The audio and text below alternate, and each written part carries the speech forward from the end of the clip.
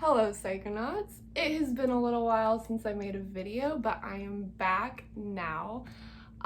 Last weekend I took a camping trip and I had a wonderful psychedelic experience combining LSD and mushrooms, so that is what this video is going to be about.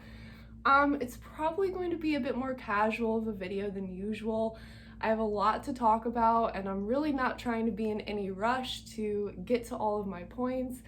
I also got this cool new hat that was supposed to get here before the camping trip, but it didn't. But it did arrive before this video, so I thought I'd show it off. I really like it. Yeah, so I'm going to take that off and I'm gonna get into the video. So, yes, as I said, I had LSD and mushroom experience. I asked you guys what taking LSD and mushrooms together was called, and because I'd heard it being called a lot of different things, anywhere from like hippie flipping to soul bombing. I forgot to check what the winner was. I think the winner was Jedi flipping, but I also don't think that's right because I think any flipping actually implies MDMA too. But we won't even worry about that. This is a LSD and mushroom trip report. This trip took place during a camping trip, so I was out in nature. So yeah, I have my trip notes here. I'm not gonna be shy. I am just gonna go off my notes because it's gonna be easier for me to get through the video like that.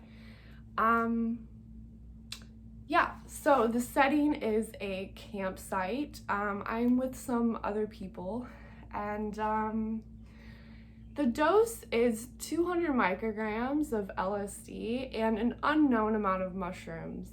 Now, I was microdosing the day before, so I factored that in a little bit when deciding on my dose, and I took more than I would have if I hadn't been microdosing the day before.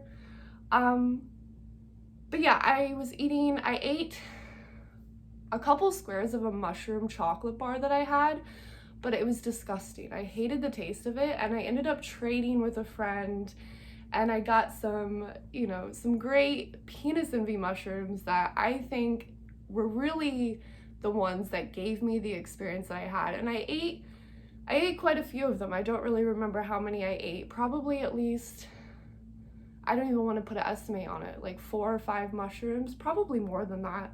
I can't really remember. I took the LSD first, right around sundown, and then shortly after that, I started eating mushrooms.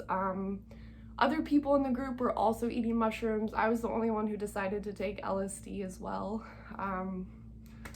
Yeah, I was the biggest psychonaut of the group, so that's why. Okay. Yeah, they were really potent mushrooms though. I could tell they were really potent, and I ate at least one of them that was like really big. It's a really big mushroom. All right, so I lost it a little bit. All right, like I said, I was the only one taking acid. Some other people were taking mushrooms. I was with my husband. There was another good friend and his girlfriend. Don't know her as well, but I knew him very well. And then like 2 other guys that I'm not super close with. But most of the trip doesn't really concern much of the other people anyway, because I might as well just get into the come up phase.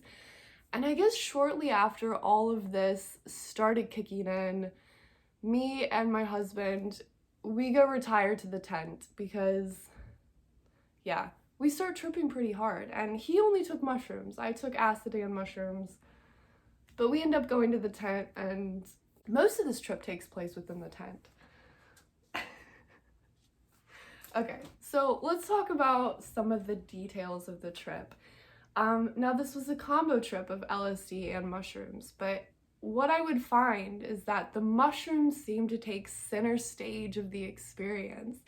I could really feel the tryptamine feel of the mushrooms, and that is what was standing out at the forefront of my mind for this experience.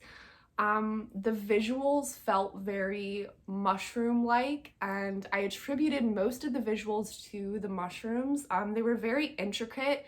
I was having more closed-eyed visuals than open-eyed visuals, and they were very intricate, dimensional, kind of like some like coiling moving patterns, very dimensional, very DMT-like. So I really think that the mushrooms were to blame for a lot of the visual effects.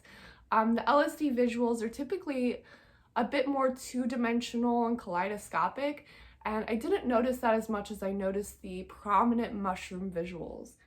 Also, I should note that this was kind of the opposite of what I was expecting. I was actually expecting the LSD to be the dominant factor in my trip. I was thinking the LSD would overpower the mushrooms, but really it seemed like it was the other way around. But I also may have taken more mushrooms than I had originally intended. Like I said, I took an unknown amount, and it may be the most mushrooms I had ever taken, at least in factoring in the potency, because they were very potent mushrooms, I could tell, and I knew they were penis envy as well, which those are always very potent mushrooms. Anyway, you'll have to excuse me. Like I said, this is gonna be a casual video.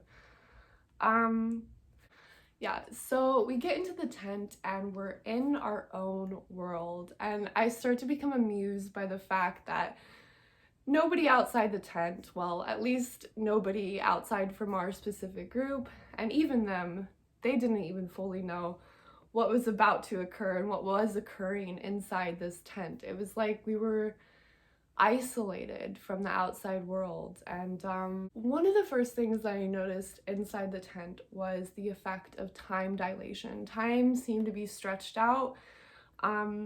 It seemed to be an eternity from 1 second to the next.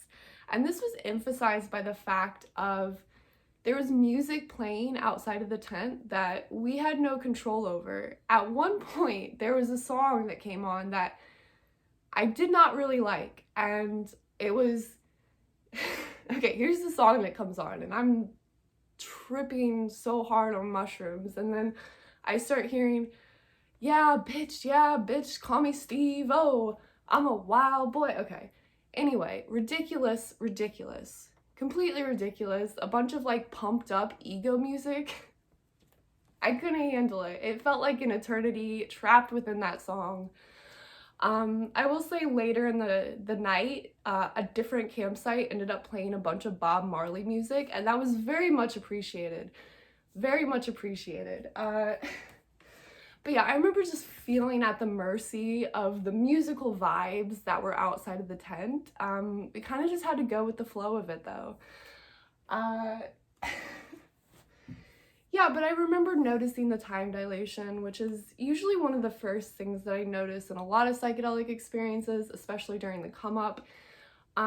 There's a noticeable change in your perception of time, and I guess the easiest way to describe it is it feels like time is stretching out, but it's even more than that. You just start to see time from a different perspective. Time takes on this other dimension, and yeah, I remember I remarked that there was so much time. I just kept saying that. I'm like, there's so much time. Here, I'll read what I said in my notes. I said, it felt like time was no longer a flowing current I was moving with, but a higher dimensional organization of events. I was here and now in my own point of time, but I also felt that I could resonate with other points in the past, and that they were no different than the here and now that I was experiencing here and now. And then I write, words fall apart. But nonetheless, for a little while, I do continue to try to articulate my experience, and we start talking about time, we start talking about civilizations, humans, past and present, culture, the fall of society, the game of society, ancestors. I remember feeling this connection to pre-civilization humans. I think a lot of it is I feel very disconnected from the current cultural game. And I notice this much more prominently. I notice this much more when I'm tripping. It's just like this disconnect from the current cultural game. And it's just this feeling that we're doing it wrong, that we're playing the wrong sort of game. And it's not that I'm saying that all cultural games are to be avoided. I mean, maybe that's just kind of what we do as humans. We play these elaborate games, but I don't know, I felt more connected with some like pre-civilization humans. Like I felt connected to the human experience that transcended any specific time and place in history. So I started feeling this connection with my ancestors and connection with the past and just the whole range of human experiences. And I just didn't feel so connected to the specific place and time that I was.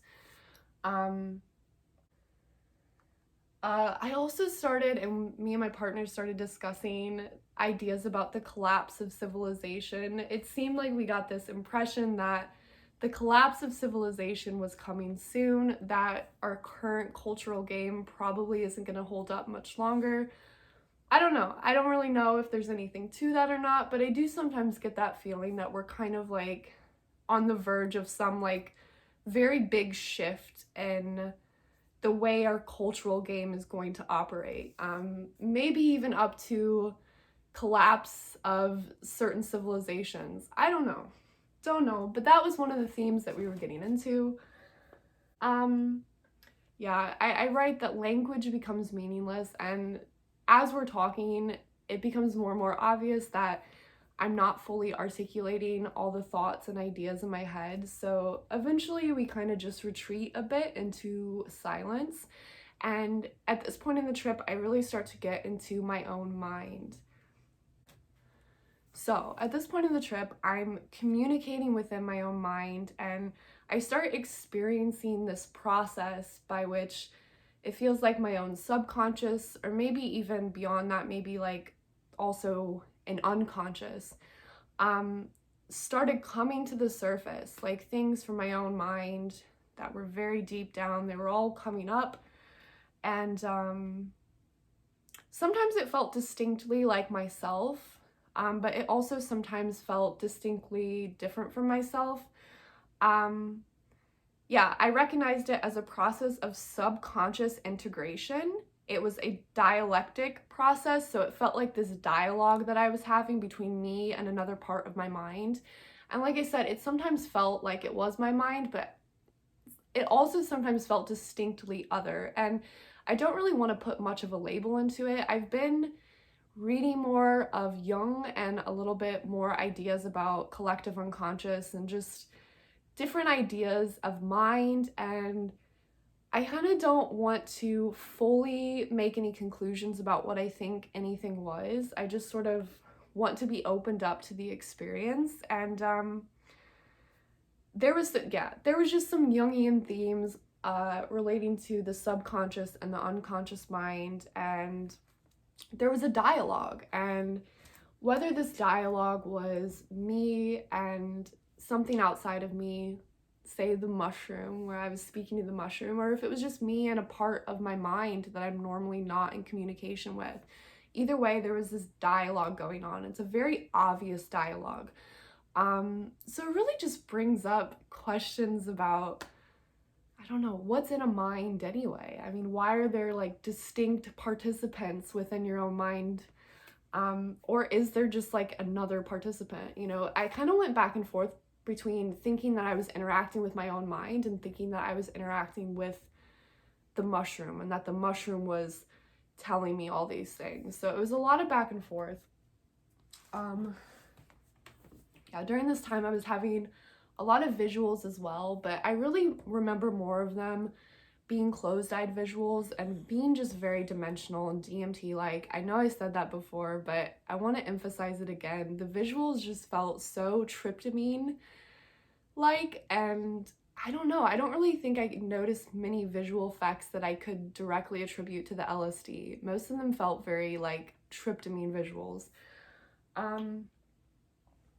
But yeah, so that was what was going on in the tent, and soon enough we do start coming down and we do end up going outside of the tent. It is in the early hours of the morning before we actually leave the tent, so everything is calmed down outside of the campsite, which is really nice. I was kind of having a hard time processing everything outside of the tent. There was a lot going on. There was a lot of people. that's why set and setting is so important. I wouldn't recommend this type of thing to everybody. It's definitely not for everybody. I'm pretty good at keeping my composure during trips, but yeah, like when that music was on that I was not really into, it was really messing with my trip, and it was almost like making me nauseous, like when the music was on that I didn't like versus when music was on that I did like. It's a really weird experience, um but yeah, eventually we do leave the tent, but the rest of our group has already went to bed, so we kind of missed tripping with them, but I don't really think we missed anything. It's just, it is what it is. That's what we ended up deciding to do. But anyway, we get out of the tent and we start walking down to the river.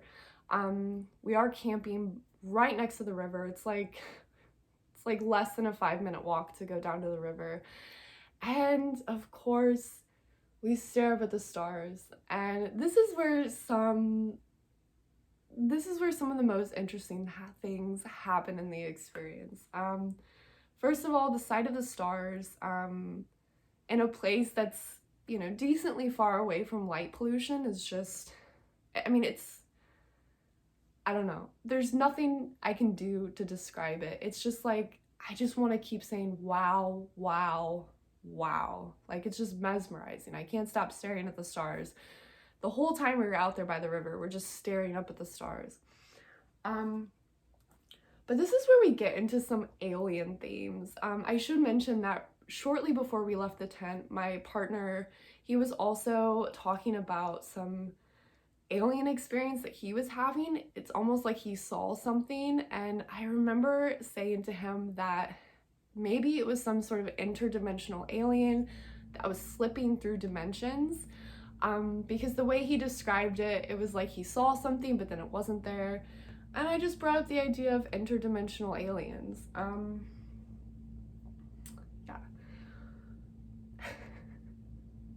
You know what? I missed a part. I also wrote another thing that happened before we left the tent is, and this is actually something that I attribute more to the LSD. I got the feeling that it's all in the mind and that nothing is real. And it's like that feeling becomes obvious, and I have this a lot with LSD trips more than mushroom trips, so maybe this was more about the LSD, but I got the feeling that like nothing is real, like it's all kind of this projection of this mind. I don't know, it's really hard to describe, but the best way to describe it is nothing is real, and it becomes this very obvious feeling. The mind manifests everything my whole life. This feeling, I said, maybe comes more from the LSD. There are too many coincidences, too many synchronicities. It's all just too perfect. It just feels so, like, intricately mapped out. I don't know, just there's too many coincidences. There's too many things that just, that add up to it being a manifestation of the mind. I don't really know where I'm going with this idea, but it is something that I wrote down. But let's get into the alien themes, because that's what started to happen when we walked out to the tent. So we're looking up at the stars, and every time I like look at one area of the sky, I just start to see more and more, like it comes to life. And there was a few times where I started to see things, and I mean, these are hallucinations, but it's like, what is a hallucination? I am not sure what a hallucination is. Like, it's a very strange phenomenon, but at one point I was looking at the sky and I saw a light and it was moving in a very strange way, and the more I stare at it, I start to see this figure guiding the light, and it looks like this very tall insectoid being. It has this very long skinny legs, and it's like guiding this light. It's like guiding this ship or something, or this UFO, I don't know. That was one of the most distinct hallucinations that I'd ever seen in the sky. It's very strange. It didn't get to the point where, how do I say this? Anyway, I am gonna go to my notes to describe this more fully. But yeah, I just was starting to contemplate the the flying saucer UFO phenomenon. I'm really interested in the phenomenon of this. Like, I really resonate with a lot of Terrence McKenna's ideas about the UFO phenomenon. Like, I don't necessarily think it's something completely internal. Like, I don't know, I think it's this combination of something internal and external, which is really hard to describe. There was this one paper that I read that really helps describe this idea, and I might link it in this video too. I've linked it in another video before, but it's pretty relevant to this experience. But I was interacting with this UFO phenomenon, and it's really hard to describe because it's like this mixture of this internal hallucination, but also a very real external thing happening. And it felt like I was potentially being able to interact with some kind of alien intelligence. And it did seem like it was coming from the mushroom as well. And all of this goes so far beyond my comprehension that I can't really fully talk about it. But yeah, I saw so many mysterious moving lights, and it seemed like I could manifest a UFO just by staring at one spot and opening myself up to the experience. It seemed like that was all that was necessary to start seeing that kind of phenomenon in the sky. Yeah, I said the mushroom was wearing off, and I could only wonder what I may have seen up there during the peak. Yeah, I could only imagine. But this also provokes some more conversations about some sort of alien observers out there. I very much got the feeling that we're being observed by at least one, if not multiple, species of intelligent life. There are watchers out there. I also started getting into some conversations with my husband about evolution and like the idea of like aliens having tinkered with our evolution, and that maybe we're like their science experiment and they're still keeping tabs on us. I don't know how much I believe in anything like that, but it's always just fun to entertain wild, far-eyed ideas when you're coming down from a trip, and that was one of the things that we were talking about. Yeah, and it just brings up questions of like, who are we and why are we here? What is this place? Like, what are we doing here? What is this? I mean, just looking at the stars really just provokes that kind of philosophical reflection of like, who are we as a species? Like, what is this whole thing? Yeah, I don't know. That was basically the end of the experience, and I know that was a bit rough. I was not prepared to do a very composed trip report, but I'm not really gonna have as much time to do videos this summer as I will not during the summer. So I just wanted to get it done while I had the chance, and I hope I can edit that together into some sort of coherent trip report. But I got through all of my notes. There is one thing that I didn't mention that I might as well just mention. Another topic that I got into is we were talking about multiple realities and dying, and I've talked about this before in another video, but quantum immortality. We talked about how it felt like we had died before, that there were specific moments where maybe we had almost died, and really in another reality we did die. I wrote in my notes, I'm no stranger to death. I get the sense that I've died a lot of times. Yeah, if you haven't checked out that video, I have a video like dreams, quantum immortality, and coming down in an alternate reality. I talk a bit more about that there, but I did get into talking about that during this trip, so I thought I'd mention it. Other than that, that was the end of this trip. Yeah, I'm hoping this video turns out okay. I don't want to have to redo it, but yeah, I know it's probably a bit more jumbled up than some of my other trip reports, but I hope there are people out there who can appreciate this sort of style of trip report / trip reflection. But yeah, that was my experience over the weekend with LSD and mushrooms. I have so many new threads of ideas that I'm looking to follow, specifically with the mushroom, UFO phenomenon, and the collective unconscious. Like, those are some threads that I'm really interested in following right now. But yeah, my trip was really inspiring. It felt like it was really what I needed, and that's all I have for this video. I hope you all enjoy. There was some more stuff I had to say, for sure. There was some more stuff I had to say. I have a lot of ideas coming up for some new videos. One idea that I was discussing, or no, I was thinking about during my trip was Sex on Psychedelics Part 2. Okay, there, I said it. Sex on Psychedelics Part 2. You know, I get nervous wanting to say that. I get nervous talking about it, but I really think I have a lot more insightful things to say on the topic. There was a lot more that I wanted to say back when I did that first video, and that first video was one of my most popular videos. Like, I've gotten a lot of good feedback on it, and I feel like there's so many more people who are interested in the topic than there are people willing to talk about it, so I figured I might as well talk about it, because yeah, I didn't mention it, but